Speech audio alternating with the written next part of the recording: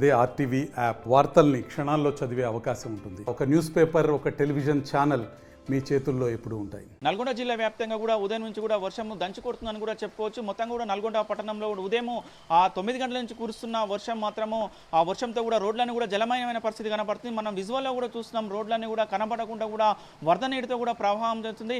ఈ రోడ్ల మీద ఏమైనా వాగు పోతుందా అన్న విధంగా కూడా కనపడుతున్న పరిస్థితి కనపడుతుంది. మొత్తం కూడా 2-3 ఫీట్ల వరకు కూడా ఆ రోడ్లు ప్రవహిస్తున్న పరిస్థితి కనపడుతుంది. ముఖ్యంగా కూడా ఏదైతే ఉదయం నుంచి కురుస్తున్న వర్షాలకు మాత్రం చాలా ప్రజలు ఇబ్బంది పడుతున్నారని కూడా చెప్పుకోవచ్చు. ఇప్పటికే నల్గొండ జిల్లా కలెక్టర్ నారాయణ రెడ్డి కూడా ఆదేశాలు జారీ చేసిన పరిస్థితి ఉంది. అధికారులు మొత్తం కూడా ఆ ప్రజలకు అందుబాటులో ఉండాలని కూడా చెప్పిన పరిస్థితి ఉంది. మరొక 2 రోజుల పాటు వర్షం ఇదే విధంగా ఉంటుంది కాబట్టి చాలా అప్రమత్తంగా ఉండాలని కూడా సూచన చేశారు. ముఖ్యంగా కూడా ఎవరైతే మట్టి మిద్దెలు కానీ అదేవిధంగా శిథిల వ్యవస్థలో ఉన్నటువంటి గోడలు కూడా కూలిపోయే ప్రమాదం ఉంటుంది కాబట్టి చాలా జాగ్రత్తగా ఉండాలి. వారందరూ కూడా సురక్షిత ప్రాంతాలకు వెళ్ళాలని కూడా సూచించిన పరిస్థితి ఉంది.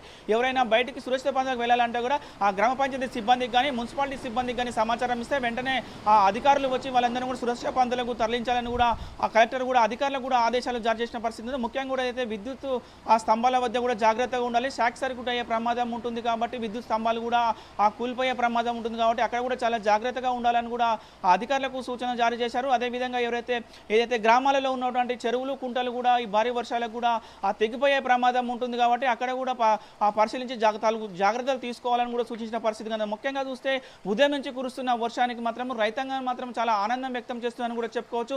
చాలా రోజుల నుంచి కూడా వర్షం లేక కూడా ఏదైతే మెట్ట పైర్లు ఉన్నాయో పత్తి మిరప లాంటి పైర్లు కూడా చాలా ఎండిపోయిన పరిస్థితి కనపడుతుంది. ఈ వర్షంతో కూడా వెటికి మట్టం కూడా వాటికి కూడా లాభసాటిదాటంగా ఉంటుందని కూడా ఆ రైతన్నలు ఆనందం వ్యక్తం చేస్తున్న పరిస్థితి కానీ ముఖ్యంగా కూడా ఏదైతే పట్టణాలలో కూడా చిరు వ్యాపారులు ఏదైతే రోడ్డు మీద వ్యాపారం చేసుకునే వాళ్ళు మాత్రం ఈ వర్షంతో చాలా ఇబ్బంది పడుతున్నామని కూడా చెప్తున్న పరిస్థితి కనపడుతుంది. ముఖ్యంగా ఏదైతే ఆ టిఫిన్ సెంటర్స్ వాళ్ళు మాత్రం చాలా ఇబ్బంది పడుతున్నామని కూడా చెప్తున్న పరిస్థితి. మనం విజువల్లో కూడా చూస్తున్నాం. మనం మొత్తం కూడా రోడ్ల మీద మొత్తం చెరువులాగా కనిపిస్తున్న పరిస్థితి కనపడుతుంది. వాహనాలు కూడా నెమ్మదిగా వెళ్తున్న పరిస్థితి కనపడుతుంది.